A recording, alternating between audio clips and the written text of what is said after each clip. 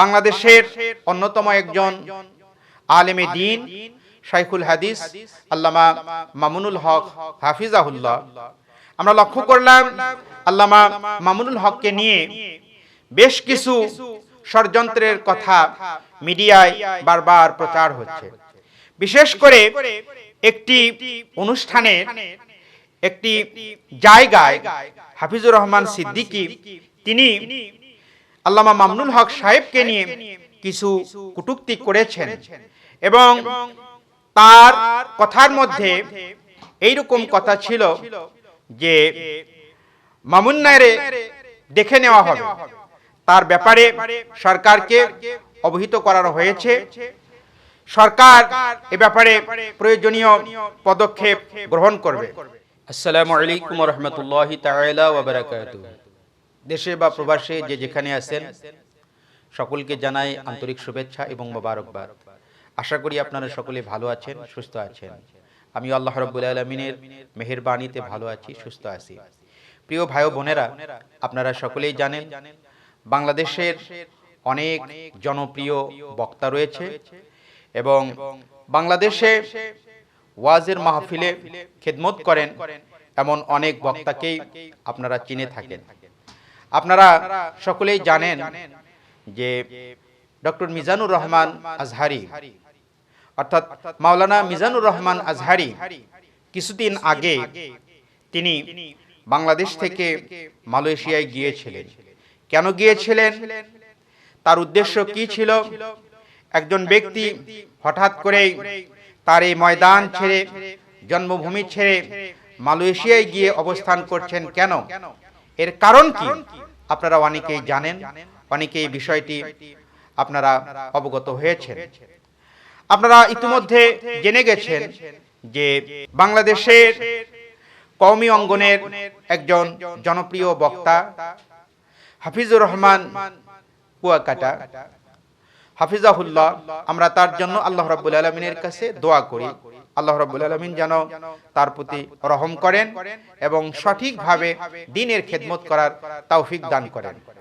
আমরা বিভিন্ন মিডিয়ার মাধ্যমে জেনে গিয়েছি হাফিজুর রহমান সিদ্দিকী সহ কওমি অঙ্গনের অনেক আলেম ওলামায় সেই দিন মিজানুর রহমান আজহারির একটি মাসআলা নিয়ে তারা আপত্তি করেছিলেন এবং বিভিন্ন মহল থেকে মিজানুর রহমান আজহারির বিরুদ্ধে আন্দোলন হয়েছে এবং একটি পর্যায়ে সরকারের অনেকটা প্রেসারের কারণে, চাপের কারণে মিজানুর রহমান আজহারি তার জন্মভূমি বাংলাদেশ ছেড়ে তিনি মালয়েশিয়ায় গিয়ে অবস্থান করেছেন।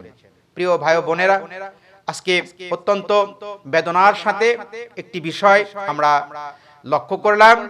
বাংলাদেশের অন্যতম একজন আলেমে দ্বীন শাইখুল হাদিস আল্লামা মামুনুল হক হাফিজাহুল্লাহ, আমরা লক্ষ্য করলাম আল্লামা মামুনুল হককে নিয়ে বেশ কিছু ষড়যন্ত্রের কথা মিডিয়ায় বারবার প্রচার হচ্ছে।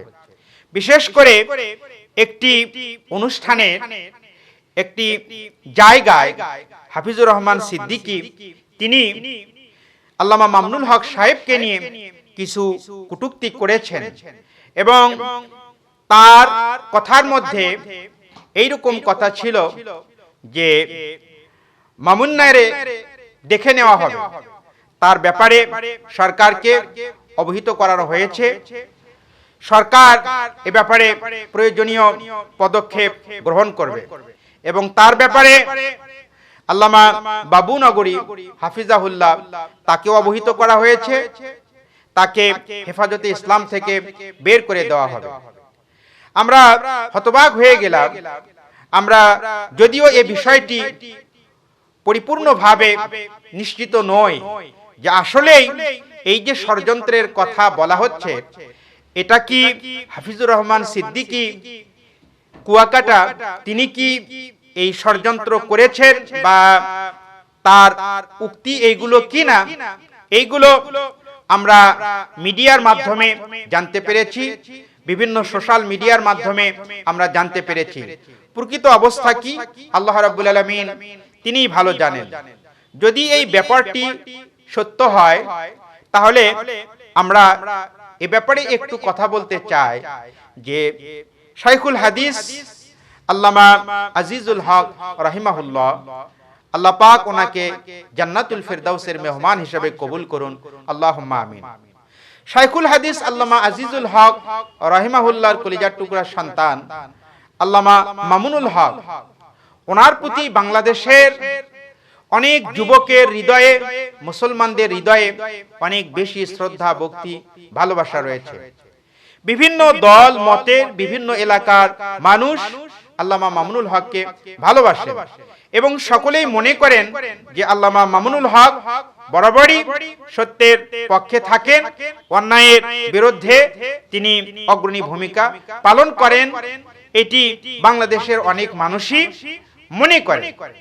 কিন্তু হঠাৎ করে হেফাজতে ইসলাম এবং আল্লামা মামুনুল হককে নিয়ে এই ধরনের মন্তব্য, এই ধরনের কথা যখন মিডিয়ায় প্রচার হচ্ছে, তখন এদেশের ধর্মপ্রাণ মুসলমান সহ সারা পৃথিবীর ধর্মপ্রাণ মুসলমান যারা বাংলাদেশের এই সমস্ত ওলামায়ে কেরামদেরকে শ্রদ্ধা করেন, ভালোবাসেন, তাদের ওয়াজ শোনেন, তাদের কথা অনুযায়ী আমল করেন, তাদের ব্যাপারে বিভিন্ন বিষয়ে তাদের মনে দ্বিধা, দ্বন্দ্ব, সংশয় আজকে দানা বাঁধছে।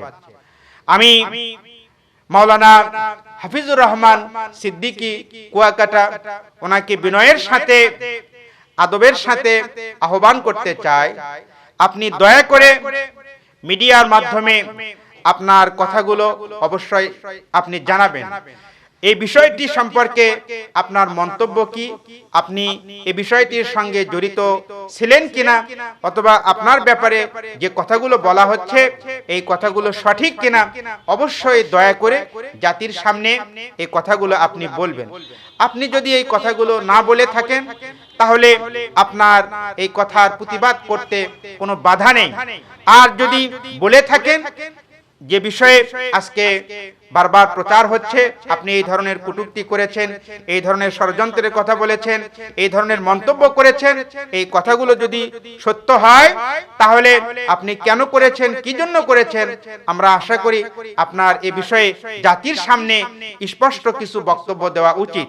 পাশাপাশি আমরা সমস্ত মুসলমান ভাই বোনদের প্রতি উদাত্ত আহ্বান জানাবো, আসুন সমস্ত ভেদাভেদ ভুলে গিয়ে আমরা আল্লাহ রাব্বুল আলামিনের রজ্জুকে দৃঢ়ভাবে ধারণ করি এবং বাংলাদেশের এই সবুজ ভূখণ্ডে আমরা যেন আল্লাহর দ্বীন প্রতিষ্ঠিত করতে পারি।